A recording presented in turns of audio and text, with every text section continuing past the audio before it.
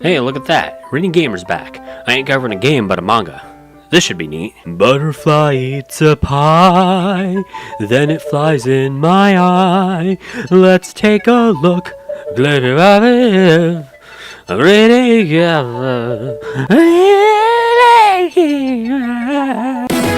Now, it ain't Zelda month, so sue me if you want it, but I'm the sensei. I play by my own rules and I'm never wrong, ever. So when I discovered that there was a Zelda manga series, okay, sure, I wasn't really surprised. There's a manga for everything. Both cute, fun, exciting, and disturbing. But I asked myself, why haven't I looked into it? Off point, looking these up was pretty fun. So maybe expect some future videos about other video games turned manga or comics. We shall see. Leave your comments below. Like, hit the bell, share, blah blah blah, YouTube jargon. Turn your brains back on because I'm done self-promoting.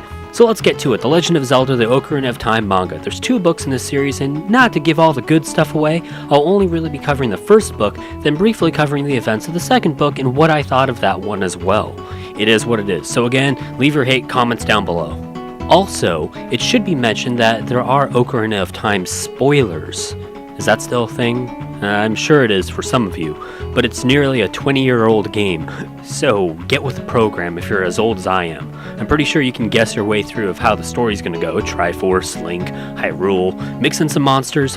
Spoilers! There's a princess or 2! Oh! Hype train! So for the most part, the book follows the game relatively closely, with some changes here and there for artistic license and keeping the story structured and giving each character a little bit more depth. Which is fine. It makes for a good story, and if you're worried about canon inconsistencies, it should be noted that all the Zelda mangas aren't considered to be canon, despite being backed by Nintendo as licensed side products. But with that sort of inconsistency and or consistency can be connected with why plenty of video game or even book to comic book movies traditionally don't do well. Very different mediums forced into genres of entertainment they weren't originally designed for. Do good ones exist? Of course they do. But all this is talk for another time, because I enjoyed the manga overall. It was a riot to read through. But who cares about all that? Y'all just want to know if the book is better than the movie or the other way around, right? Well, let's get to it. You decide! Giving the necessary information out of the way, The Legend of Zelda Ocarina of Time manga was written and illustrated by the manga duo Himekawa Akira in Japan in 1998, then finally translated and released in the United States in 2008. Good stuff. Go look it up at your local Atlantic Books, Borders Bookstore, Walden Books, or any other bookstore in your area. In the special edition of the manga, a prologue is shown of Link's parents in the midst of a rebellion and a war that's sweeping through Hyrule. The Zoras and Gorons have turned on each other, and Hyrule is swept under what could possibly be the early attempts of Ganondorf to overthrow the royal throne. Both Link's mother and father decide it's best to flee the city for the sake of their newborn son, and while protecting the king from attackers, Link's father, a member of the Hyrulean Royal Guard, is stricken with an axe to the chest. The rebels have entered the fortress! Attack! To hell with you betrayers! Hope! The king! The king!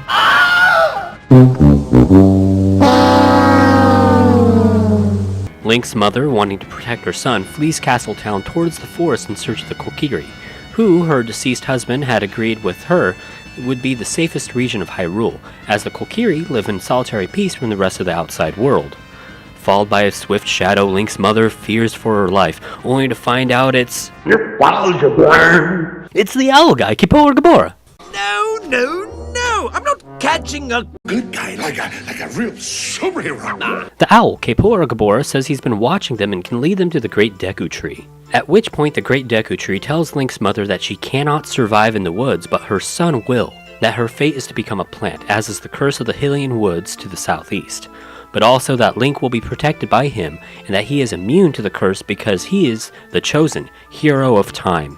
Spoilers! She hands baby sausage Link to the welcoming and friendly Kokiri and collapses as a curse takes hold of her body. I really like the look of the naivety of the Kokiri. What a nice tree! Moving along several years, we see Link being teased by the other Kokiri for not having a fairy. Yo, you too ugly to have a fairy, bro.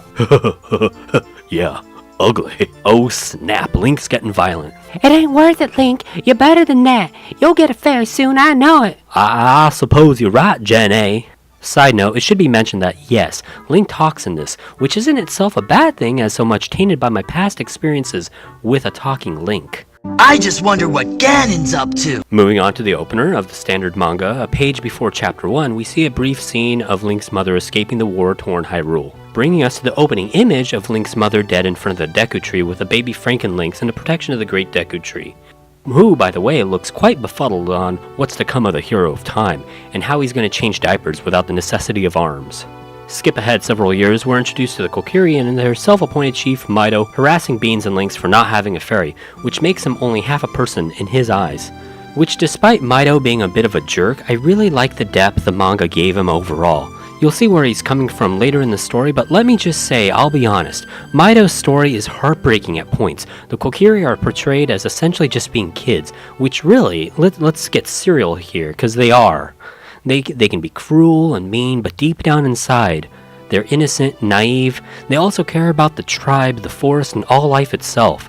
They're a sheltered race living in peace with the Great Deku Tree, who in turn acts as their parental guardian figure.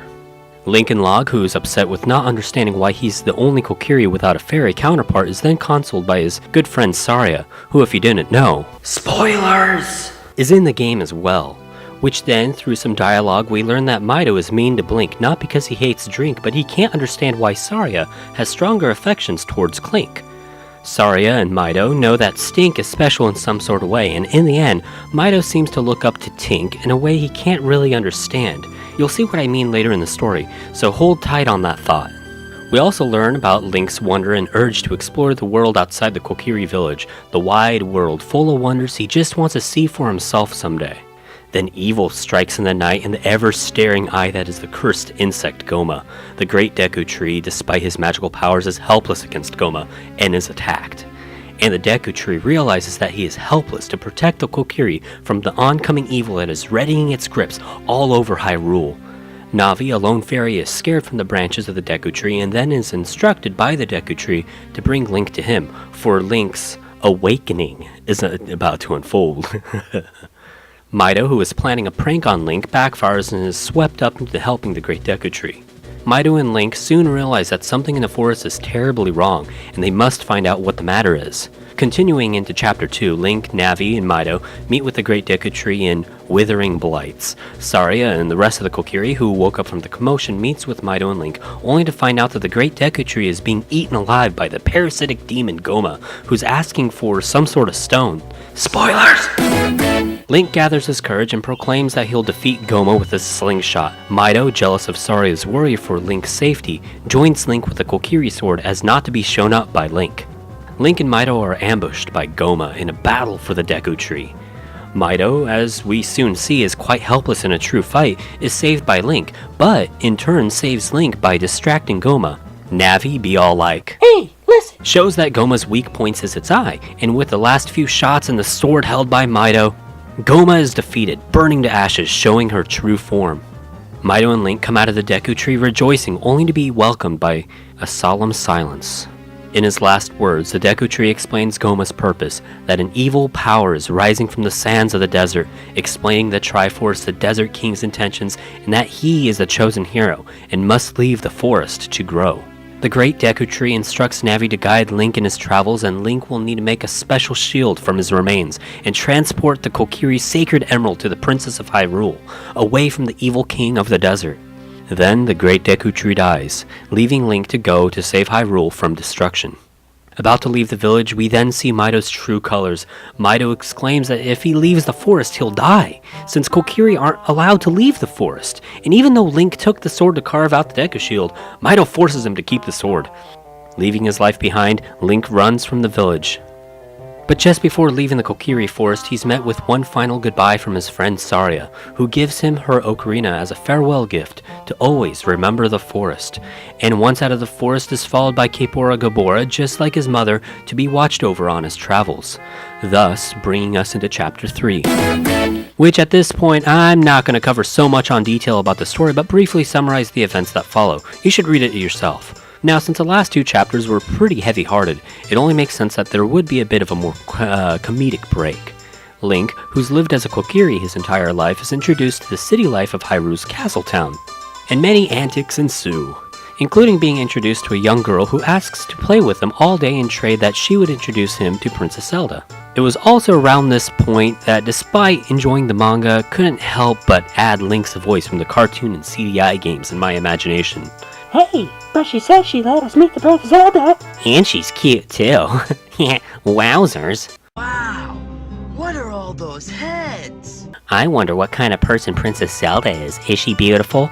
Maybe. Or maybe she's an ugly pig. Aw, well that's a sweet little moment. Kind of like a Aladdin and Jasmine feel to it. Spoilers! If you haven't figured it out by now, that strange cash-loaded fun girl Link ran into was Princess Zelda. Oh no! Ganondorfianite banditos! Sick 'em, Link, sick 'em! Impa. Princess!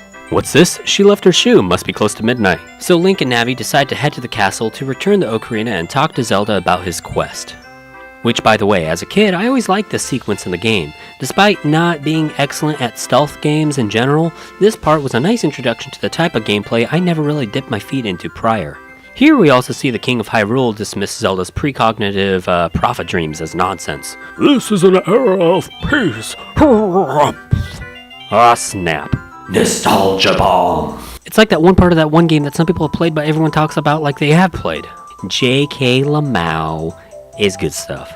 Here Zelda shows Link her true identity, and fun fact, if you look through the window you can see an Easter egg of some other Nintendo characters, which always brought along some fun fan theories about the Zelda universe and its possible crossover with other franchises. But that's a talk for another time, I suppose.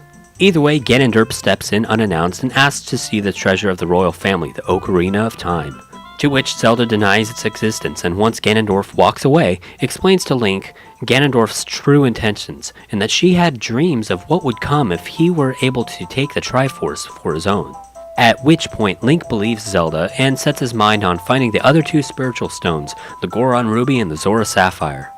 Bringing us into Chapter 4, Princess Zelda tells Link the lore behind the creation of Hyrule and the Triforce with the three goddesses Nehru, Din, and Furore, at which Impa appears and agrees, and Link sets forth on his quest, now knowing that he has the courage to protect the princess. How about a kiss for luck? Obasa? Really? Man, Link's a brat. Yeah, put the boy in line, Navi. Following his quest forward, he sets out for Hyrule Fields, towards Death Mountain, enjoying the peace and newfound courage, and remembers his friends back at the Kokiri Forest and plays his Ocarina. Epona is first introduced, and a cut is shown of a worried stable maiden in search of her beloved horse. Spoilers! That's Malon. Fun fact. She's in the game too. Upon reaching Death Mountain, we see it in distress. Fire, brimstone, rocks falling from the sky! It's pandemonium! Link meets the Gorons and the chief of the Gorons, Darunia, to discover that the ancient dragon Dodongo is in distress and will eat any Goron that dares enter the cave. And since the Gorons eat the rocks from the caves, they've fallen into a famine that, if not fixed, will be the sure end of the Gorons. And in return for the Goron's spiritual stone, Link must prove to Darunia that he's a trustworthy hero and defeat Dodongo. Aww, the Goro baby is sad. So, with the help of a not-so-brave Goron guide, Link sets forth to confront the dragon Dodongo, then soon realizes that Dodongo is too strong to take down by force. But Link and Navi notice that Dodongo isn't very smart and throws the naturally growing bomb flowers of Death Mountain into Dodongo's mouth to defeat him. And thus the Gorons are saved! Link receives the sacred ruby and the people rejoice! Forwarding to the next chapter, Link sets forth in search of the Zora domain, has a bad dream of his infancy, which by the way is foreshadowing of coming recurring events, because you know the old adage, history repeats itself. Side quest. Link notices a seemingly empty Lon Lon ranch, and we're introduced to the inhabitants Talon, Ingo, and Malon. That's a stable hand from before who was looking for Epona. We learn of the distress of an overworked and sour Ingo, and Link learns Epona's song, which if you've played the game, goes something along the lines of Pony song, Epona, at the ranch, Lon Lon, running free, 'cause you're a horse, that's what you do. We learn a little bit more about Malon and her aspirations. And boom! Hoots the Owl puts down the ducky and takes Link to the Zora's domain. We soon meet the Zora and their king in distress over the fact that Lord Jabu Jabu, their guardian deity, has swallowed Princess Ruto of the Zora and is in need of a hero to save her. Given an old family weapon to defend himself, Nostalgia! It's a thing-a-bing. Link sets forth to save Princess Ruto of the Zora. Knockity knock, derp-a-doo. Oh no! things. Now, if you've played the game, you would have known that Jabu Jabu as well has been stricken with a curse of sorts from Ganondorf. It's mentioned in the manga, but I'm neglecting mentioning that since we can all assume Ganondorf is skimming behind the scenes the entire time. Hey look, it's Rudo. Bratty as always, as we can see. Ha! That's funny. This was one of my favorite parts in the game, not because it's annoying as some people would say, but hilarious, as Link, the hero of time, is reduced down to having to carry Rudo around like a servant. Temple of Timeless Gags. Ha-cha-cha-cha. We also learned that Rudo wasn't swallowed by accident, but went into Jabu Jabu for hiding. Enters struggle with an arranged marriage, and unknowingly by Link, with Rudo handing him the spiritual stone of water, has agreed to be Rudo's fiancé. Now, I know you don't know what an engagement ring is, since you're just a sheltered kid from the Kokiri sticks, but what a freaking dog. Though the look on the king's face is golden. Running back to Castletown, Link finds Hyrule Castle on fire, thus ending the chapter. Rolling on, Ganondorf is in full attack mode and wants to take the tribe by force.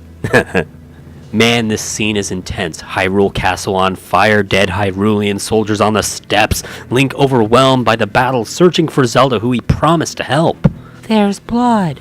And Ganondorf with a dorA.thI line be all like, "The king is sleeping for eternity." No he didn't. Yeah, go, Impa, go! Zelda! Link! No, Link, don't do it. That's a Stalfos, you're just a kid. No!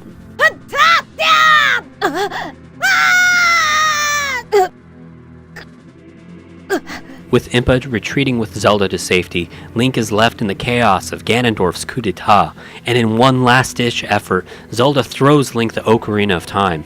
Balls, Link's totally dead. Spoilers! He'll be fine, I think.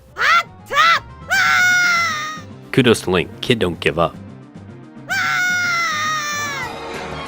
Down, stay down. Follow, dancing around with his arms in the Defeated, Link drops Saria's Ocarina by accident, and Ganondorf mistakenly picks it up, thinking it to be the Ocarina of Time.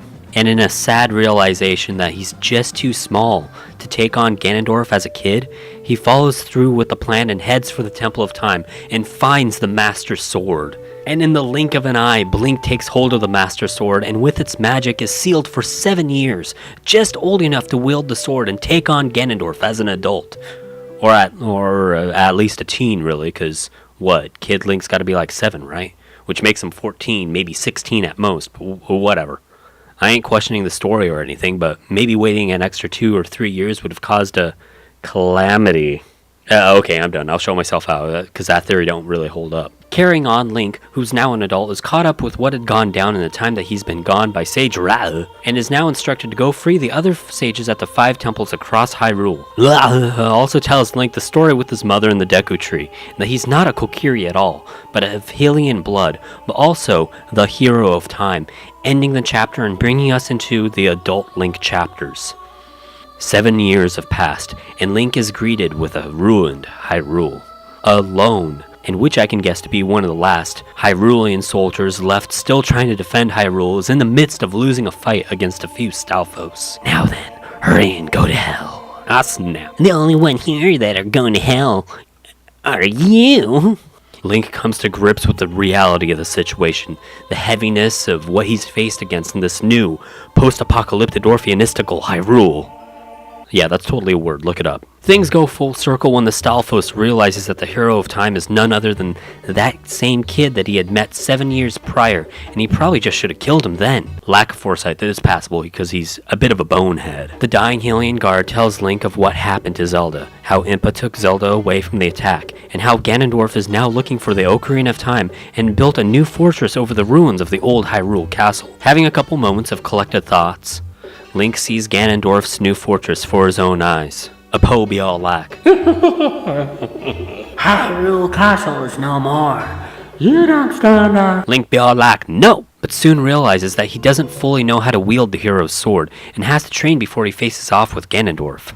But in the distance, a shadowy figure named Sheik, who's totally not Zelda, but a Sheikah-dude survivor whom we're not sure his true intentions is, observing Link, noticing that he knows the Hyrulean family's super secret song. The floaty head of the Stalfos that Link defeated earlier reports back to Ganondorf that Link is a hero of time and is headed for the Forest Temple, to which Ganondorf orders his minions to kill Link, and Shadow Ganondorf is revealed. The next chapter follows with Link training with Navi to become a swordsman.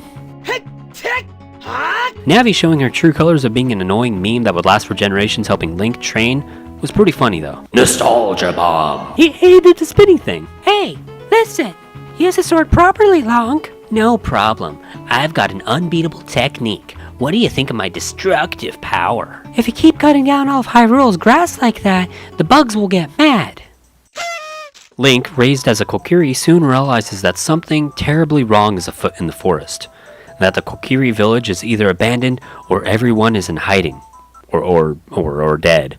He's soon sneak attacked by a Dekubaba, who he makes quick work of. To which a startled Mido appears, and Link is filled with a nostalgic glee of his times, both good and bad, of being with the Kokiri. Despite Mido not recognizing Link as an adult, it's soon shown that Mido is upset with the events of the past 7 years and blames Link for Saria going missing, and the forest being overtaken by monsters, as is a starting point from when the troubled times began falling on the forest. Mido runs off in search of Saria, and Link follows him to the Forest Temple. At the temple, Mido is attacked by 2 Wolfos, and we see that the cowardly Mido has grown into a brave fighter, despite only being armed with a Deku stick. Link basically saves Mido's life and begins playing Saria's song on his Ocarina, as it's trying to create a connection with Mido. Mido realizes that Link probably knows Saria, and accepts his help in searching the Forest Temple for Saria on his one-man mission to protect the forest. They soon enter the Forest Temple, and more depth is added to Mido's character, and... Dude, it's a Gold Skulltilla! If you collect 40 of those, you can start carrying bomb chews. Seriously though, these parts with Mido nearly made me tear up. I held it back, but I could feel my eyes wavering a bit. I think what it was that it hit me in my nostalgia a little too hard, but seeing Mido step up, fight for his village, and just want things to be back the way they were, just kicked me in my member berries till they made some sad nostalgic jelly for a perfect, dramatic PB&J sequence. Link and Mido are ambushed by Shadow Ganondorf, and Mido realizes that the new stranger in the Kokiri Forest is in fact the hero of time, and the hero's sword has no effect on Shadow Ganondorf. Handing Link a fairy bow from the walls of the mansion-like Forest Temple, Link defeats Shadow Ganondorf, lifts the curse that's fallen over the forest, and frees Saria's spirit from within the walls of the Forest Temple. Saria reveals that she's the sage of the Forest Temple and is now separated from the physical world and will help Link in spirit from the sacred realm. With the forest turned back to normal, the Kokiri can live in peace once more, and Mido is reminded of Link from 7 years ago from the way the hero of time fights, but doesn't fully grab the connection that adult Link and child Link are the same person, since Mido believes that child Link was a Kokiri, and, well, Kokiri never grow up and stay children forever. And despite the happier outlook for the Kokiri, man, what a gut punch. Seriously, stop playing with my feelers. In the next chapter, we enter The non-canonical zone. So yeah, here at Death Mountain we see that the Gorons are in distress once more as a dragon Volvagia is both threatening the safety of the Goron city and Kakariko village. Also that Darunia is missing and his son pleads to Link to save his father from Volvagia. Link faces Volvagia but hesitates in slaying him and nearly gets killed for it. But Sheik, totally not Zelda, watching from afar swoops in and takes Link to safety, as it's shown that Link and Volvagia have a history. When Link was a kid and had just left the forest, he had saved a baby Volvagia from the shop and began connecting with him from the get-go. But with Ganondorf's curse taking control of Volvagia, Link is faced with the task of killing the dragon he had fallen in love with 7 years ago.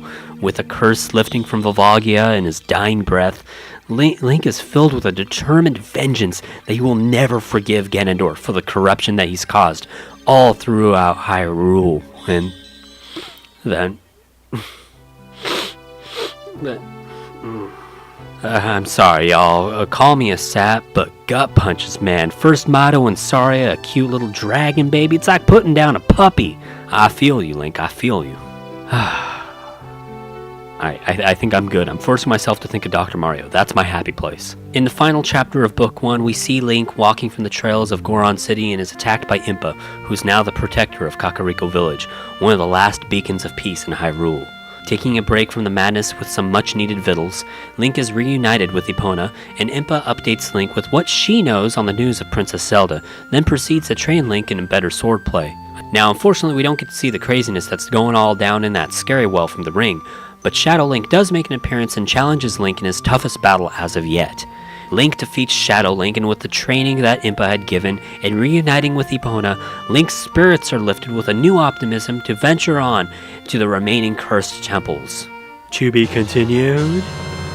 Now, briefly to cover our bases with Book 2 and not make this video an hour long, we see Link take care of some loose ends around Hyrule. He acts the player with Malon, he acts the player with Ruto, not so much with Nabooru, but acts the player with Zelda. Now, something to look forward to in Part 2 is the reveal of Sheik's identity. Totally not Zelda, trust me, I'm the sensei. In the end, he fights Ganondorf. Spoilers! Ganondorf is defeated and things are put back to normal, for the most part. Overall, I hold the second book to equal regards to the first, but to fully enjoy the story, both must be read. I should also mention that there's 2 extra short stories in these mangas at the end of each book as a little spin-off story that's not really connected to the main storyline. They're both really good, and really add some extra flavor to the main story overall. Anywho, what did I think, and do I recommend finding a copy of the Legend of Zelda Ocarina of Time manga series? Oh yeah. It's worth a look. I'm sure you can find a copy at your local comic book shops, bookstores, or even online, as there's plenty of fan translations and an official translation by VizKids. The art is masterfully done, the action is tense, and even if you've played the games millions of times and know the story in them like the back of your hand, reading the manga only adds and elevates the experience you see and feel in both the game and the manga. Of course, now, if you do know the games or have at least played them, some things in the manga don't follow the game to a T, and it should be remembered that the events in the manga are non-canonical. But despite that, if you're a fan of mangas, graphic novels, or comic books, this is a solid piece of work with just the right amount of comedy, action, and drama. And if you're curious, there's also box sets of the rest of the official Legend of Zelda manga series available, all written and illustrated by the duo Himekara Akira. So if you enjoyed this romp in the first book, chances are you'll enjoy the others as well. At this point of writing the script to the review, I've read a couple other Zelda mangas, and they're also really good. As a rating, because people like ratings on reviews, I give this 2-book series of Legend of Zelda Ocarina of Time the manga a solid 8.9 out of 10. Nostalgia bombs and heartstrings included, 11 out of 10. Hope you enjoyed my recap of this manga, and if you did enjoy it, leave a comment down below. If not, leave a comment down below. If you want me to do another video game-inspired manga review or not, leave a comment down below. And regardless of your feelings and my opinions and demeanor, leave a comment down below. Hit that like button, subscribe if you haven't, and follow me on Twitter and Facebook.